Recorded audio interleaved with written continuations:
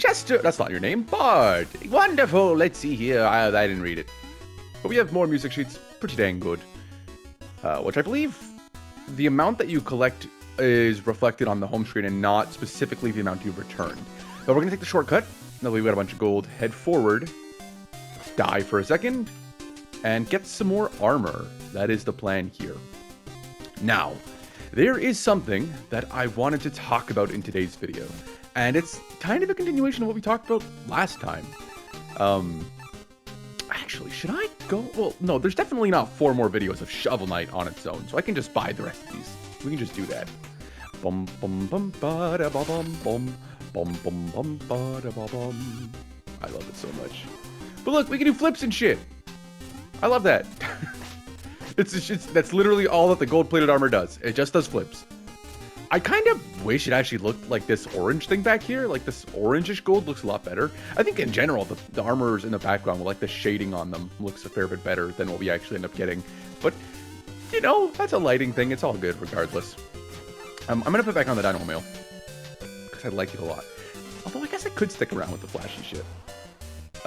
I just like the dynamo mail a lot. We're going to continue on to the next stage, and then I can continue talking about what it is I wanted to do today. Let's start with the Polar Knight's stranded ship. And then we can go up to Clockwork Knight, and then we can go to Propeller Knight to unlock in the order of the gates for the first time in this dang series. For Chivalry. This is simultaneously one of my favorite stages, because if you know me, you probably know if there's snow in a video game, or if there's an icy mountain, anything, I am there. I am so there. I am so in love with it already. I love winter so much. It is my favorite season. I think fall is objectively the best season, or autumn. But winter, just snow, Christmas time, I love all of that shit so much. Just the peace and tranquility that is a snow-covered area is something so important to me, and I love it very dearly. But this area's theme is actually fucking fantastic, as is most of the themes in the game. Although I haven't showcased anything in particular aside from the Lich Yard, which I think is the best theme in the game, which I've made clear. I adore the Lich Yard in this game.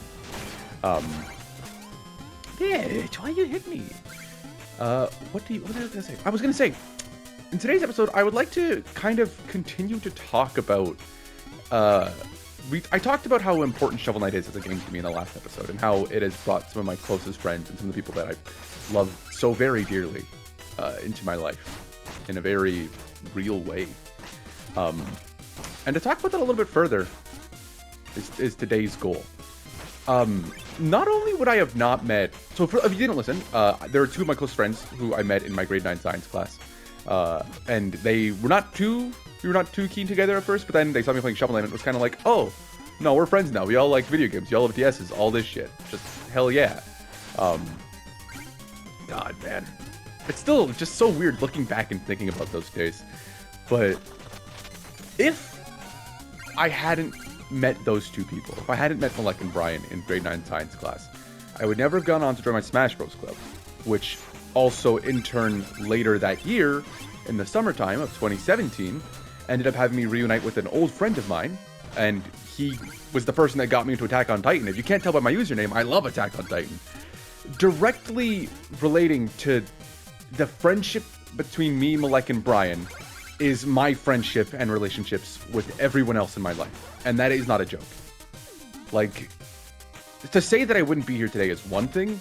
To say that I would have nothing that I have, I wouldn't be the person I am today, I wouldn't have met anyone that I know today, is the absolute truth. The person who owns this game that I'm playing on their PlayStation 5, I wouldn't have met them if I hadn't met Brian and Malek, because I wouldn't have met Brian's older brother, which is where I met this person from, where I met Rebecca, and she is one of my best friends, if not my closest friend right now, to be honest. I love her so very dearly. Like, I can look back at so many points in my life and be like, if I hadn't met these people in that science class, this would never have happened. I would not know this person. I would not have reunited with Dakota. Dakota and I probably wouldn't be going to play Yu-Gi-Oh! Every week like I do right now. Like, so many of the passions and love in my life come from the people that I've met, just showing me something. And I wouldn't have any of that because I never would have really spent the time with those people. Literally everything that is who I am today stems from having met these 2 people. Like, I cannot put into words just how grateful I am for you guys. It's just something else. Like, I found, like, Dakota showed me, I'd known Dakota since we were kids. I think I was 8 and he was 6 when we first met. It might have been 5 and 7, actually, but I've known Dakota for a very long time. I got into anime because of Dakota. And, like, Attack on Titan is such an integral part of who I am. It is one of my favorite stories ever. I've always been, like, a story kid, you know? I read Geronimo Stills and all sorts of shit. Just, like, super into books, Bone, all of those visual novels and comics and shit. Just loved storytelling as a medium, just anything, as art. But I wouldn't have gotten into it the same way I did if I hadn't met Dakota and them. And to be able to have gone back and find more shit through Dakota and just more shared interest and passion, Yu-Gi-Oh! Cards, just so many video games. Finding out I like mecha or model building is like something that I wouldn't have realized if it wasn't for Dakota getting into Gundam. Because I was like, huh, there's these Pokemon ones, and they're super cool. I have this Bulbasaur and Mimikyu and Ceruledge figures, and they're really fucking cool, and they were dirt cheap, and they're just really nice figures. Like, genuinely.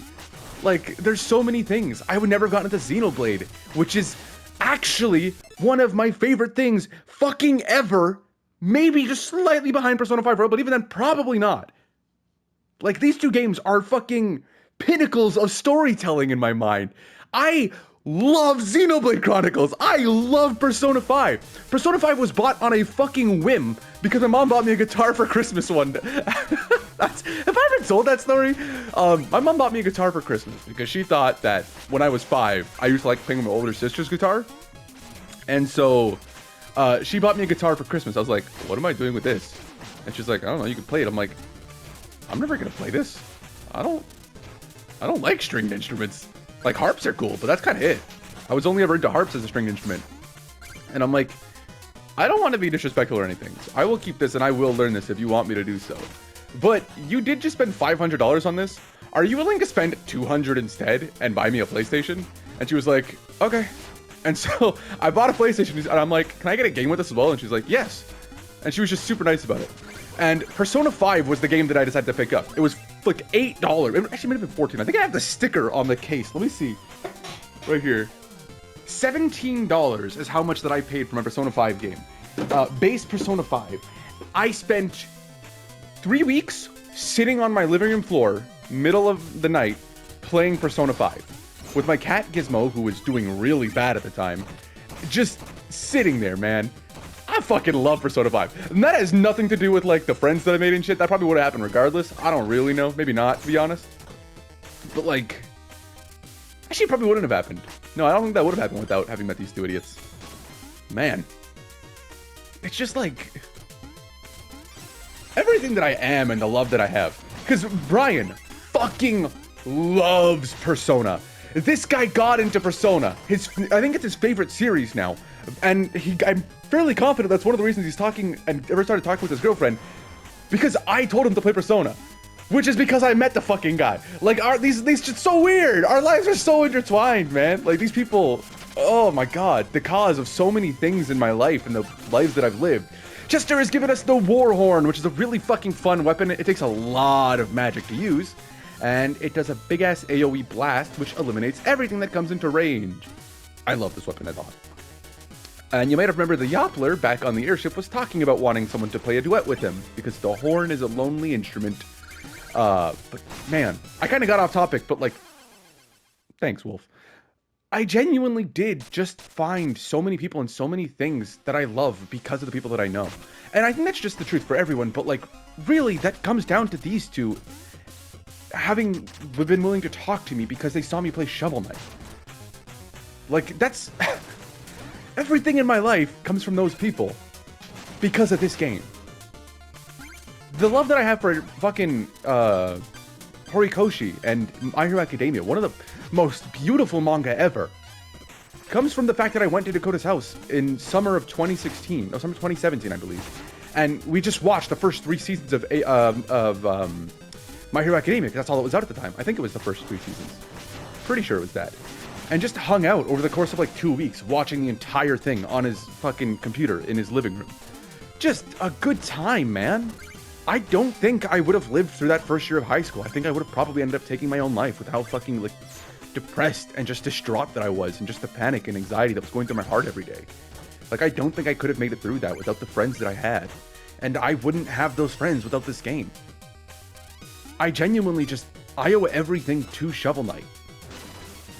It is one of the best video games of all time and is directly responsible for the fact that I am still alive. I can never, ever extend my gratitude to Yacht Club Games enough. I will always be a supporter of Yacht Club Games.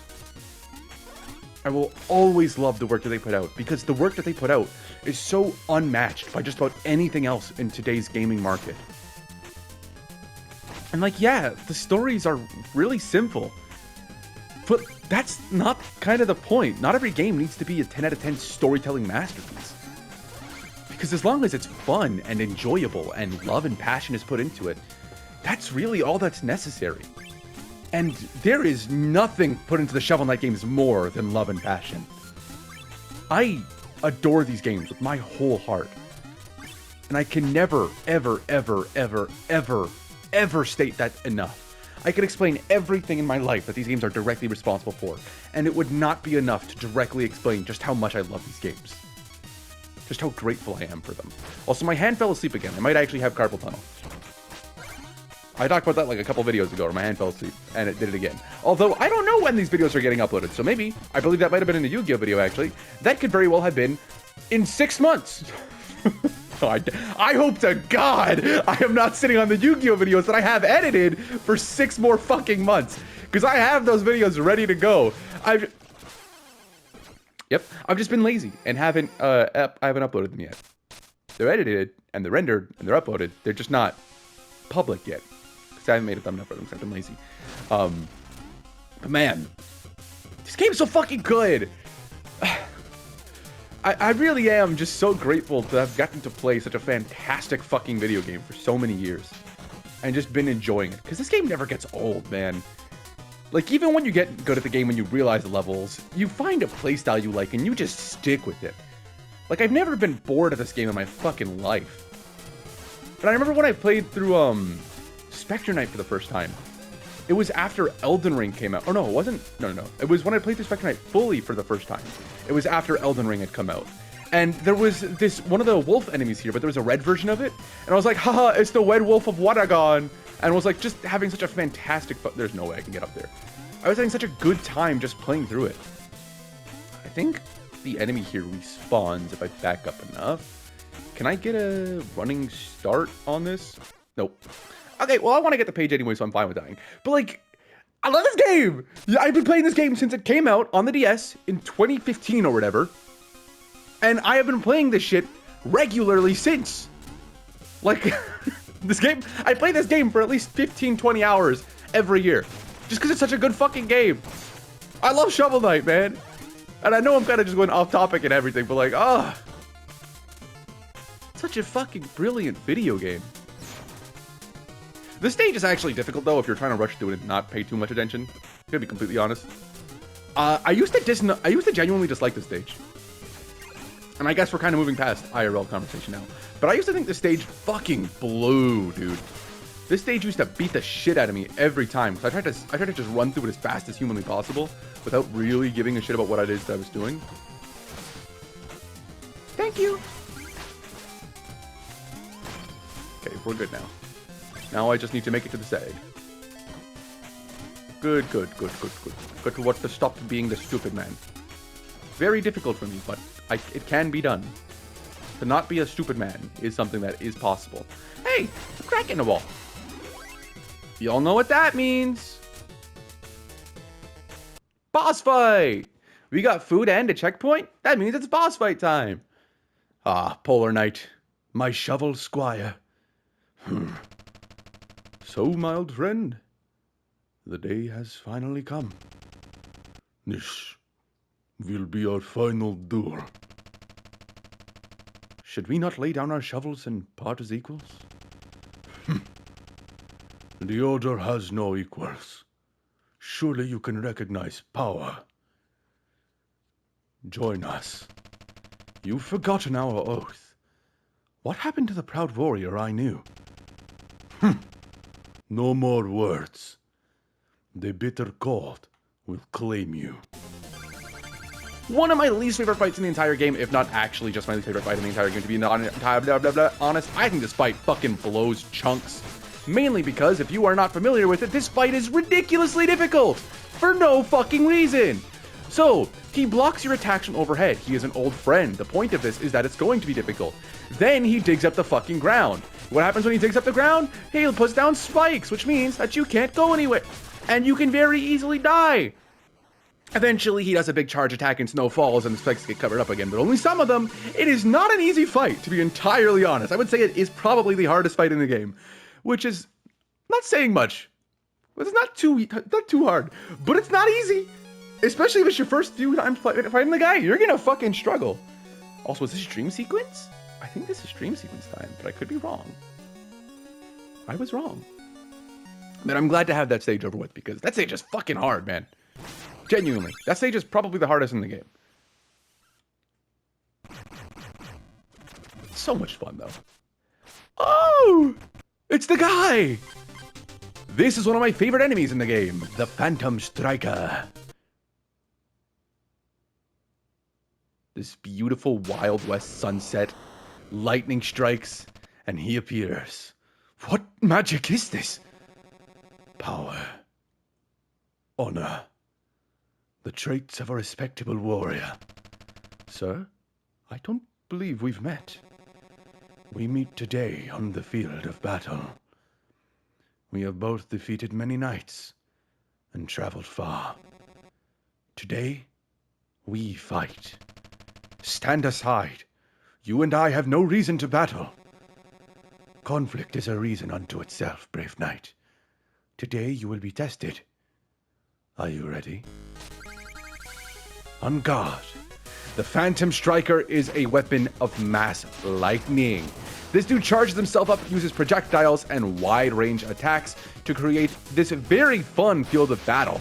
He also makes himself invulnerable. Not only can he just channel electricity straight from the sky right onto his rapier, he can become the very electricity itself. And I love that shit. This dude gets teleporting abilities. He has so many cool AoE attacks. They're very, very fun and interesting. I really wish he was one of the he had his own playable story, to be honest. Of the four, being Shovel Knight, Plague Knight, Spectre Knight, and King Knight, I wish Phantom Striker here had his own playable story as well. It wouldn't really make sense, but he's just fucking cool. He just really is fucking cool. But like, he's sick, man. He's such a sick character. Just design-wise, he's got this weird, like, old-school military helmet with just a bunch of spikes on it. This tyrannical leader thing. He's got this cape, but clearly has a sense of honor and just, like, absolute trust. I love this fucking guy. I've been bested, but barely. You still need to overcome what lies ahead. Farewell, Shovel Knight. And you have no idea what his allegiance is. He leaves you with a solid 10 gold. And disappears. Well met. That is the achievement got for beating every map enemy? Every NPC or boss encounter that you can meet in the overworld. Once you beat that, you obtain the achievement well met. Clockwork Tower. I love this stage. Thematically, I think this stage is one of the prettiest. Just a stunning stage. And I love the whole mechanical ideas of everything. I love the conveyor belts. I think they're super duper fun. I also think it's really funny that the conveyor belts have just the black shadows on the edge of it, because everything in this game is like a perfect square in terms of texture. I think that shit's super funny. But there are clockwork mice, and these dudes have a little bit extra health. They take 2 full hits. We can see the little gear in the wall over here, and that is our secret indicator for the stage. Which I suppose I never did show off, that every stage has a different secret indicator. For the majority of the game, it's all just kind of like a crack in the wall. But the clockwork mice are actually a somewhat tricky enemy to deal with at times. They run back and forth, especially if they reach a ledge, they will go immediately in the opposite direction. When you hit them, they get stunned for a short bit, and then they kind of just chase after you. They can also explode, which is fun.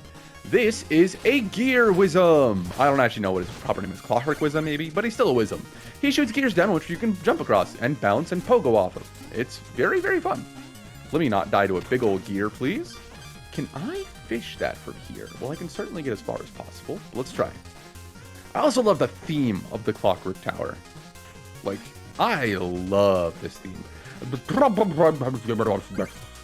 To avoid the gears, we simply jump up ahead. I can survive it, hopefully. But that is a gimmick of the stage. Gears will fall and land in your path. Just waiting to make sure. Okay.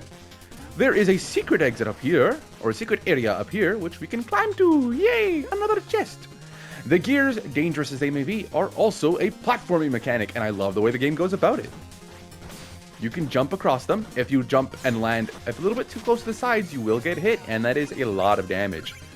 But being able to pogo off of an obstacle like this is very fun, especially because the animation isn't actually just reversed. Or the animation is just reversed, but the sprite isn't flipped or anything. I love that shit. The gears bouncing is just another fun little thing that I like about this game. I love the old school, like, classic 8-bit art style, and just everything about this game is so fucking good, man. Leave me alone, you sweet old bitch. Please don't. This is another mechanic of this stage, the pushing platforms. These things are very fucking fun, and they are done immaculately well in the Spectre Knight stage. I'm going to say it a lot throughout the series. Spectre Knight is the quintessential Shovel Knight experience, in my opinion. A lot of people will say they like Plague Knight or Spectre Knight, or Plague Knight or Shovel Knight or King Knight the most. But in my complete opinion, more than just design, pure gameplay, Spectre Knight takes the cake by a fucking mile. I have said it already in this series. It is one of the most fun video game experiences I've ever had in my life. I love Spectre Knight, dude. Spectre Knight is fucking fantastic. Ow! That hurt! You bitch. There is the ladder right there. I do not recall which is the path in which we should go, so I will step to the right for a moment and see if this is it. Please do not fuck me. It is a good correct path. Alright, well, we can use this. Use our big old horn and knock them all out. Man. The Switch 2 is officially out now. Well, I think it was out when I recorded the first episode of the series. I could be incorrect. It's very weird seeing that console. It's like, I've been looking at people like talk about it, and it's like, oh yeah, drift is still a thing. This issue's still a thing. All these problems are still things. It's like, Nintendo, really? Y'all couldn't have fixed drift? The Joy-Con design is effectively the exact same thing, but bigger? Huh, ain't that a bit sad? Oh well. I ain't buying that shit. Not for a while, anyways. We actually can just jump from the ladder to this platform, but it's pretty dangerous. Man, I had some strawberry marshmallows. Best candy in the world, by the way. I had some strawberry marshmallows before this recording, so I am probably going to get distracted and be stupid a lot. But as you can tell by the spikes and the gems in the ground, it is very likely we're getting another relic soon, because how else can we traverse that? But there he is. Hey, Chester, baby, how you doing? In the village or out in the field, I have all the deals. You're not gonna believe what I just found in this chest. Wanna see? I'll look at your chest any day, Chester baby. Mobile gear. This is a mobility item. By throwing the gear down, we can either hit it to have it move forward, or we can jump on it. And then, as it reaches a wall, it will do nothing. But having a movable platform is pretty freaking good because it allows us to access areas we otherwise wouldn't be able to, or traverse through spiky terrain in ways that, again, wouldn't have been possible. Not only does it move, if it reaches a ledge, it will jump on its own. A very, very good and fun mechanic. However, in certain situations, it can cling into a wall. If it jumps and doesn't have anything to land onto, or latch onto, or land on, I can't speak English. That apparently just seems to be a common theme with me recently. But damn, I love the clockwork gear. I think it is a very fun item to use. I think it doesn't have the most uses, to be completely honest. Boss fights with it are fun, because you can just jump on people very easy. Oh my god, that was a really stupid decision. That was such an awful decision by me. Also, we're at checkpoint 1. I'm just hearing Undertale music in my head now. Speaking of Undertale music, Delta Rune Chapter 3 and 4 are out. I'm excited to see that shit. I'm waiting for the game to finish. I know that's gonna... Oh, I have to go up, true. I don't know if that's gonna be in 5.5 years, but I'd rather play Deltarune when it's a completed product. It's why I don't like playing a lot of like gacha games and stuff, because I want to finish story. I don't like having to sit through and just be like, oh well, here's what I have now. I can kind of understand under the idea that it's like this is a prehensile, but that's not the right word. Is there a P word that I'm trying to think of here? I might be incorrect about that. It might not be a word that I was looking. I was looking for a specific word, but I think I'm just stupid and don't know words. Pre-existing story, self-contained chapters, I suppose. But I want games that are a completed product. I don't really like the whole, what do you call it? one at a time thing. And they are technically all completed products in their own right, but not really, you know? This is an example of needing to use the gear. However, we cannot simply get across there, so we need to throw it down again, use this, and then jump up. Otherwise, we would have smacked our head on the bottom ground here and fallen off. With a slight jump, we can make our way across, getting the second paper for the stage. I believe. That might have been the first, to be honest. I actually don't recall. But I think I got it for one. Man, I'm nervous, honestly. I'm starting a new job soon. I'm doing camp stuff. So that's very interesting because I've done stuff like it in the past. I've volunteered at community gardens and whatnot and had to be like the coordinator of like the kids and make sure all that stuff is good. But it's very weird doing it now as like a paid job. So I'm like, huh, this isn't really much training at all. There's an online training for like inclusivity and all that shit. It's like, how do we be safe? How do we make sure the kids are okay? Any training for that? It's like, yeah, there is. You get a 3-hour training period and that's it. It's like, what? I have a 3-hour training window to do. Okay, nice. Cool job. Love making sure the kids are safe and all taken care of. We do need to bounce in the gear to actually get up to this platform, or we could use the moment. I'm incorrect.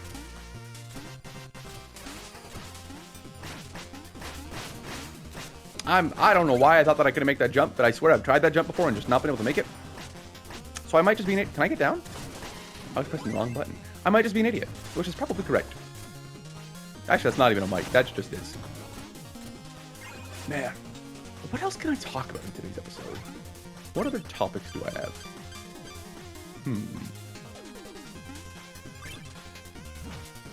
We talked about, to an extent, I mean, I didn't really get into super details, and I feel like it's something that I can't do without, like, scripting it out or really organizing my thoughts. But, I really do just have, like, this game is directly responsible for all the positive things in my life. I don't want to spend too much time just, like, talking about sappy shit about my friends and all that, you know, and be like, I love you guys. You guys are the best thing in my life, which is the absolute truth. I don't want to spend, like, a billion years just for someone who's watching this video to be like, oh, wow, this guy really loves his friends. What a fucking loser. But, it just is. It is so weird to think about. Just, like, all the great loves in my life kind of stem from having the friends that I've met, which I've only met because of this game. You know, like, I met friends and learned about so many things that I wouldn't have otherwise known. Like, I've learned a lot about animation. I've learned a lot about voice acting, which wasn't something that I was ever interested in. And then meeting a group of friends who do a lot of animation and stuff and seeing their projects, just be like, oh, wait, this stuff's really cool. This is something that I'd be interested in doing as a lifestyle. Like, voice acting is one of my greatest passions. I love the idea of being able to be an actor in that sense. I'm not a good voice actor, to be honest. I've kind of given up on the whole idea, but that's part of that is just like the super big depression thing. Like I said, I deal with depression on a daily basis and have for well over a decade now. Though it only really got super bad in 2016. But just, it's just like everything positive in my life, everything that I can look back and be like, this was a good moment, this was a good day. That probably only happened because of the fact that I've met Brian and Malek, you know? Like, I don't think I'd have really met back up with Dakota at summertime. I don't know if I would have been alive to have done so, but I don't know, man. I was a more open person after having met them because I had friends that helped to fix, or like, that gave me like a foundation of which to lay upon that I could rest on, you know? And just, that was something that I really needed because I didn't have it for a very long time. Also, I realized that's the first fucking rotating switch in the entire stage. I could have sworn there were so many more of these things, but this gimmick of rotating switches is used in every one of the other game modes all the time in the Tinker Knight stages.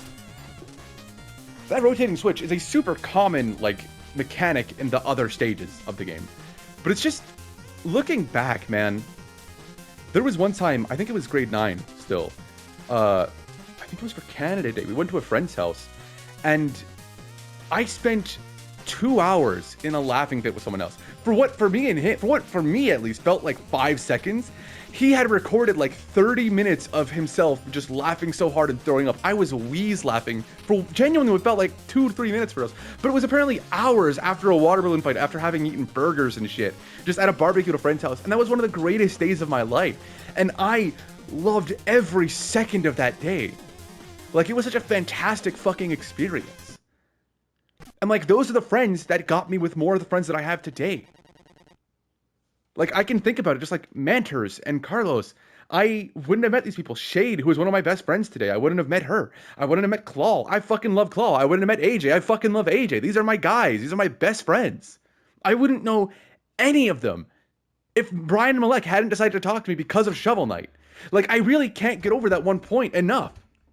This one fucking game literally gave me everything good in my life. For a life that had constantly put me into the ground. This game alone actively did everything possible to put a positive impact into my life. I can never forget that. I fucking love and am so thankful for Shovel Knight. And I'm taking this segment without music to genuinely just say, Ella, Dakota, Shade, Claw, AJ, Carlos, Fena, Manters, fucking Brian, Malek. I love you guys so much. You are the fucking best. And I know I haven't talked to a lot of you in a long time, and I know we aren't all that close anymore. But genuinely, I could never be or explain just how grateful I am. The time we spent just fucking around on Fortnite doing all that dumb shit for like 4 years of our lives just playing Fortnite, being stupid together. I can never, ever, ever, ever explain just how appreciative and how happy those days made me. Playing fucking Rocket League until 2 in the morning. Fortnite creative mode, just doing stupid battles on the square arena while I built shit off to the side and you guys were actually playing. And you guys would sometimes shoot at me. I loved those days so fucking much. And it is entirely because of this game that I get to say that I got to do those things. That I got to have those happy moments. I genuinely, so genuinely, everything that I have today, I have because of Shovel Knight.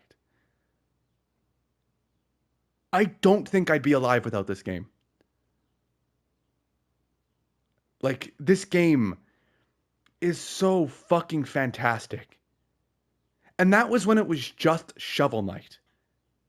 That was before the Respecter Knight, or Plague Knight, or King Knight.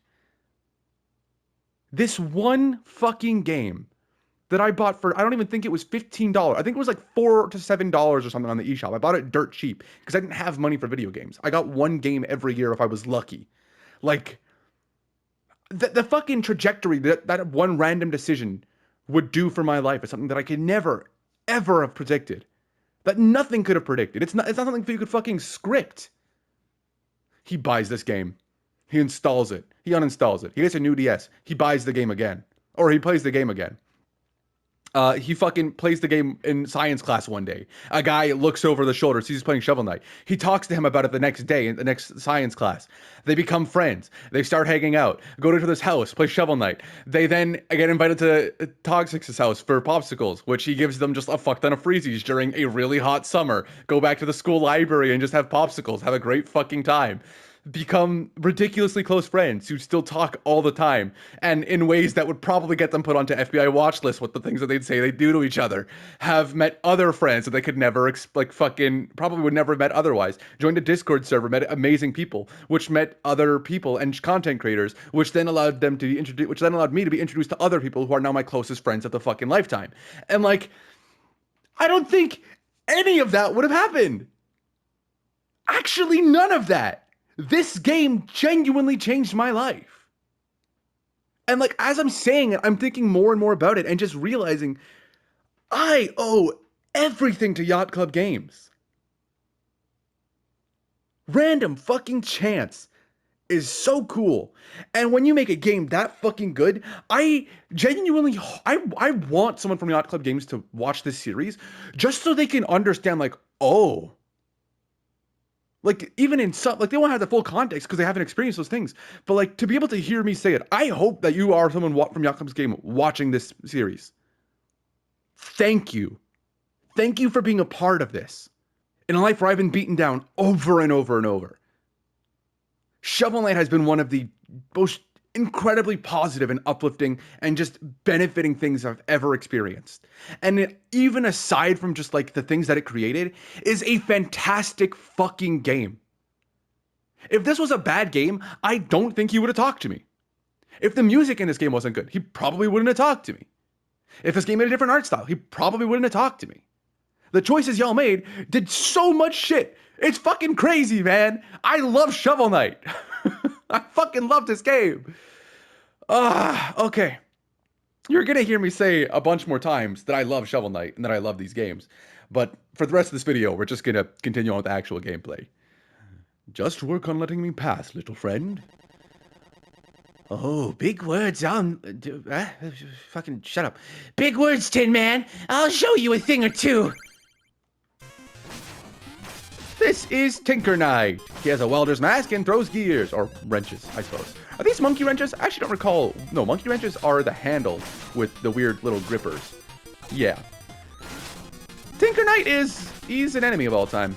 If you haven't looked, he's already at 1.5 hearts, and he falls over a bunch. He has a flail attack. He has boomerangs. He has another attack, which I'm kind of trying to let him do. But it seems like he doesn't want to. So I guess, I'll just hit him. He's dead. Little man. Big fucking mech suit. Yal! Yal! Yal! You have to jump on the missiles, get on top of the spinning platform, which we learned through the stage, and you just pogo on his head. I gave myself the hiccups by doing the Arnold voice. But this is such a piss easy boss fight. But one of my favorites because just like, oh, what the fuck? There is nothing else like this suit of armor in the entire series. And it's so much fun. Because why does it exist? Why is this fight as easy as bounce on his head a few times? After you bounce on his head, after 3 individual times, he will do a thing where you kind of just launch forward, a bunch of missiles get shot down. And after a certain amount of damage is taken, he changes from shooting missiles to shooting bouncing bombs. And you just bounce on his head again. Boink! Boink! Boink! It's a very fun fight. Just all in all, it's a very fun fight. I'm standing on your dead body. It's cool, man.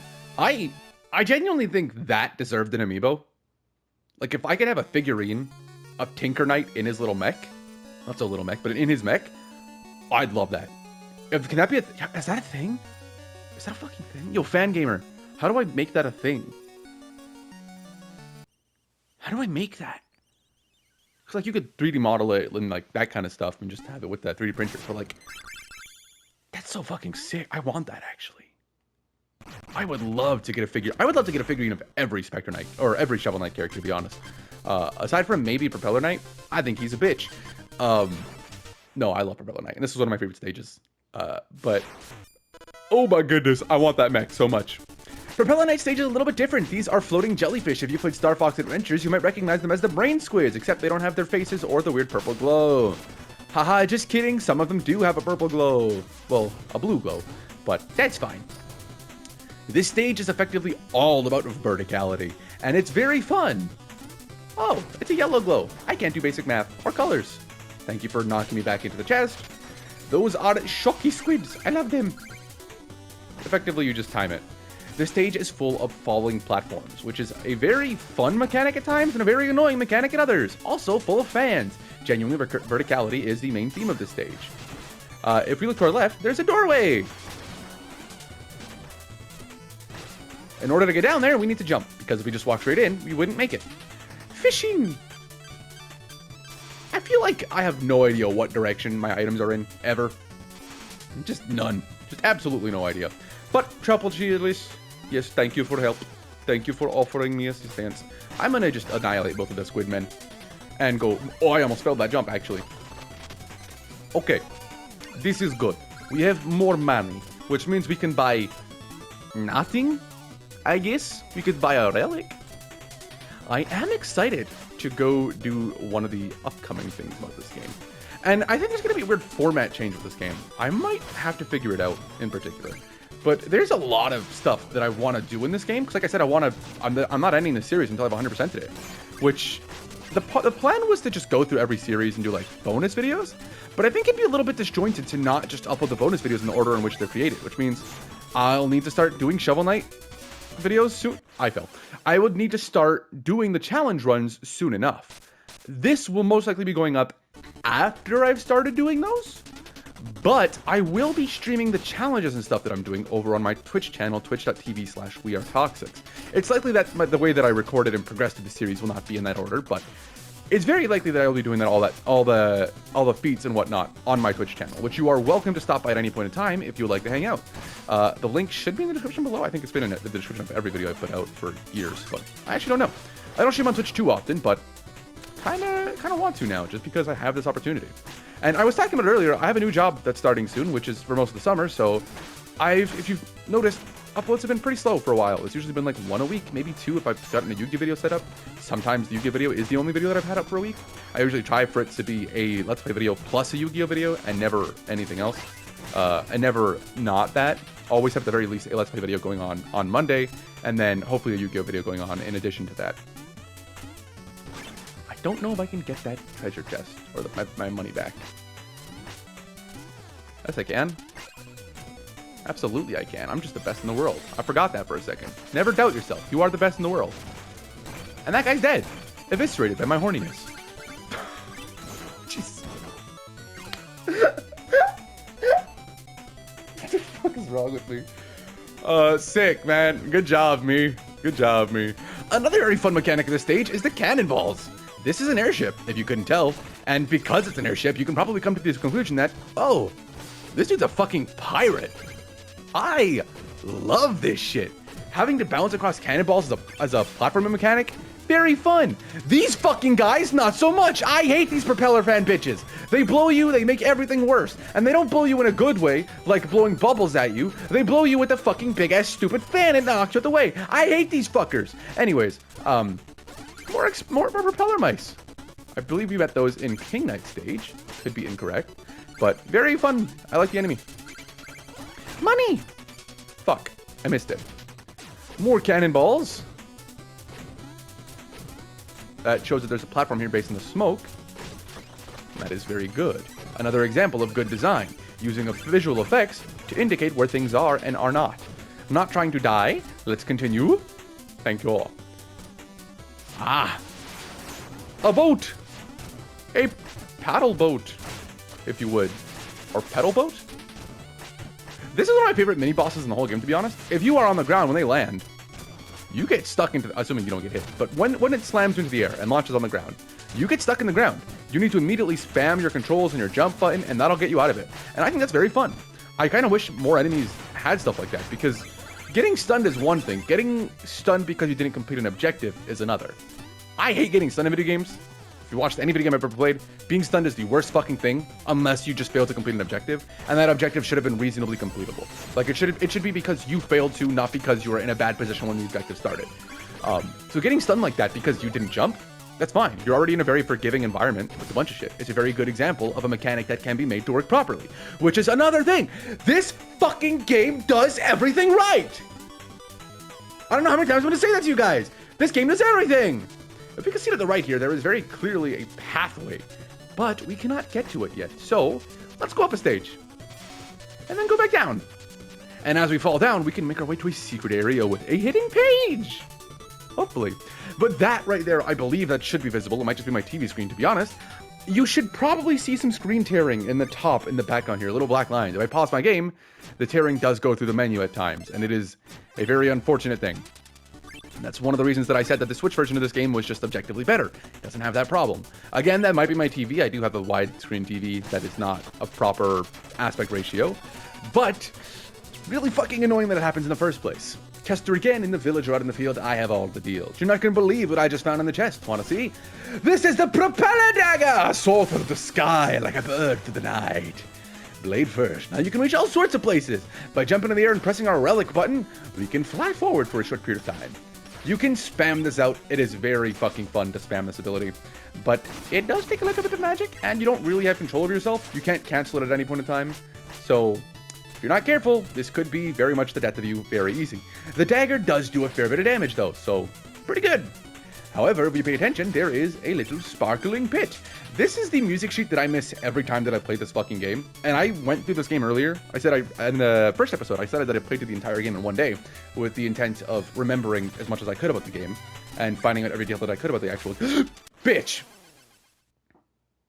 I didn't press down on my controller. But the gameplay mechanics is how we could figure everything out. I didn't want to die there. That was the one that I missed. There were two that I missed, actually. Two of them were in, or three that I missed. Two of them were in the Hall of Champions, and that was the final page that I didn't get in my normal playthrough of the game. No looking anything up, just complete memory, just going through every stage, exploring to the best of my abilities. The screen tearing is on again. If you don't see that, that lets me know that it is actually just my aspect ratio. But hopefully, that is not a problem that anyone else will face then. Because screen tearing in a video game, not cool at all. Very, very bad. Upon collecting the page, the pit does disappear, and that is actually, I suppose, a nice thing to show, even if you get it. Go away! You are not wanted here. Man.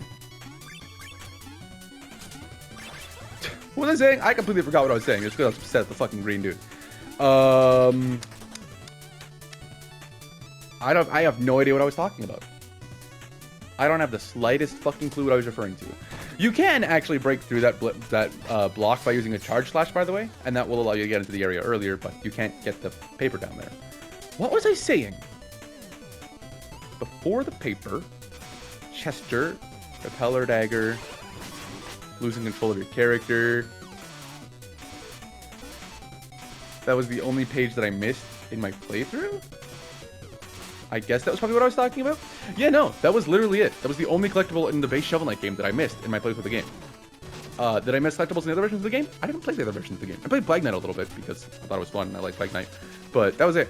And I know for a fucking fact I'm going to miss secrets in Spectre Knight. But also, I don't care because I fucking love Spectre Knight. So much. So fucking much.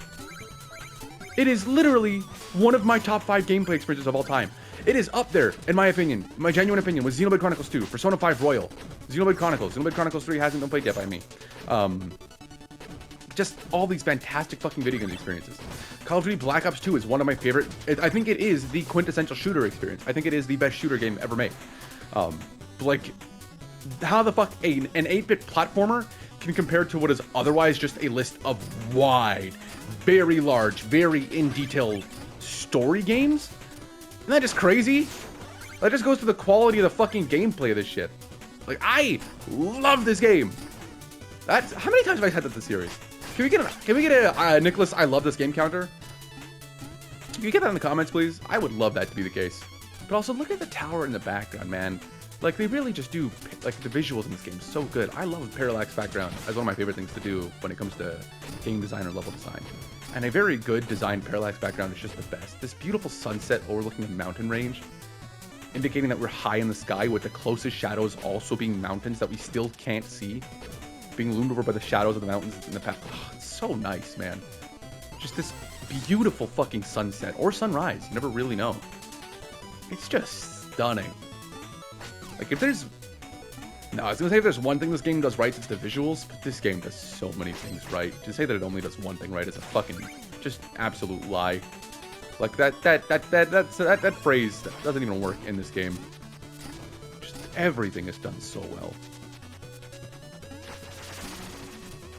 You know what?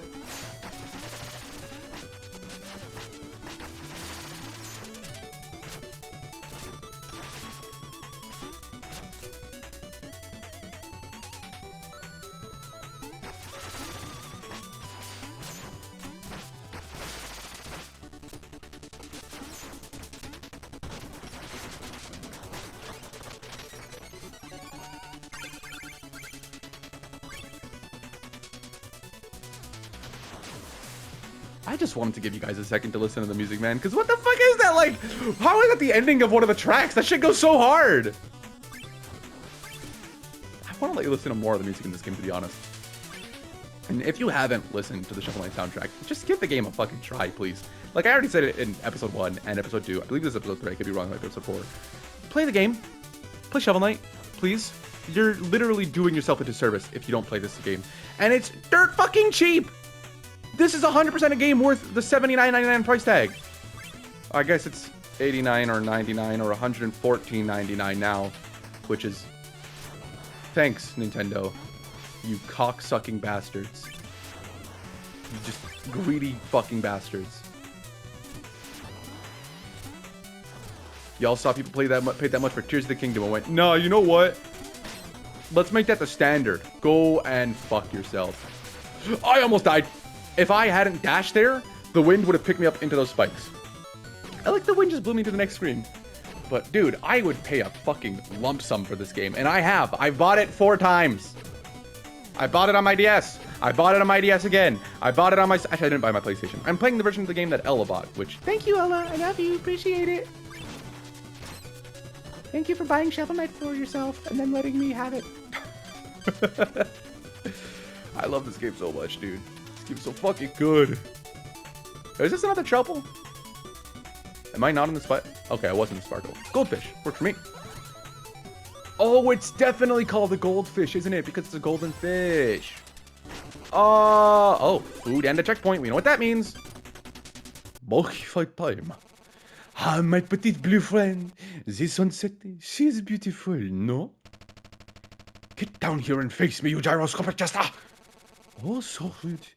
My crew, they were not hospitable. My ship, it was not très magnifique. I'm not here to be entertained. I must reach the Tower of Fate. All business, no pleasure. Such a shame, no? Very well, then. En garde. I say as a French-Canadian. I'm not a French-Canadian. I'm just a Canadian who was taught French for a very long time and picked up none of the fucking language. Our friend here is a French swordsman, much like the Phantom Striker we saw earlier in this video. He uses a rapier. And he calls fellow airships as he is the commander of the sky. He calls his army forth to do his bidding. I'm going to pull out the phase locker here because this man will launch us up into the air, hold his rapier out, and expect to stab us. But instead of getting stabbed, I'm going to annihilate him.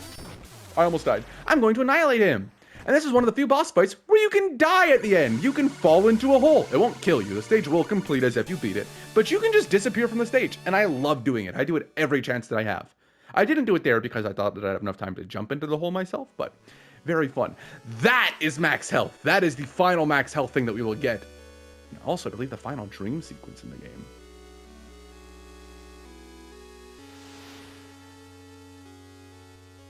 I'm gonna let y'all experience the music of this one, just this one time.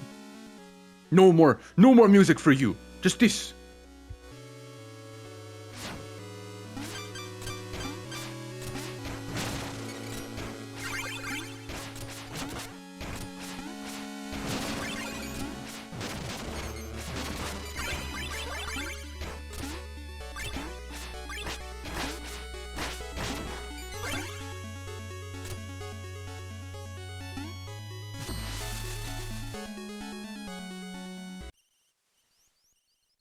I think the use of reverb and just the echo, like the ghostly, ethereal, high-pitched synth that they use, or MIDI that they use there, is very, very reminiscent of the sound that you get when you collect one of the instruments in Link's Awakening to wake up the Windfish.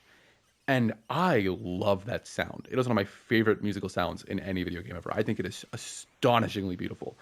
I love the sound design of this game so much, and that is one of my favorite instances of it because it's such a simple theme. It's very much just an absolute background track. It is meant to be ethereal, dreamlike. It's meant to say, hey, this is not real. This is just your dream. This is what you wish could happen. Regardless, fighting through an infinite wave of enemies, just to catch her instead, not to let her fall. Have her back in your arms one last time. To save her no matter what happens. Defeat any enemy. But it's not intense, because it's just complete focus. It's willingness to fight for what you want. I adore that theme. And with that being said, thank you all so much for watching, and I hope you all enjoyed. I hope you've all had a wonderful day, and if you haven't, there's always the rest of your day. There's always tomorrow, the day after that, so on and so forth. Things do not get better unless you let them, so give yourself time and things will improve. I promise. Take care of yourselves, everyone. Bye-bye.